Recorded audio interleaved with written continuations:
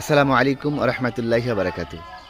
সম্মানিত অভিভাবকবৃন্দ, আলহামদুলিল্লাহ দাওয়াতুল কোরআন মাদ্রাসা ভেলাবাড়ি লালমনিরহাট। এ মাদ্রাসায় আমাদের ছাত্র ভর্তি চলছে আলহামদুলিল্লাহ। বিশেষ করে হিফজুল কোরআন ও কেতাব শাখায় ভর্তি চলছে।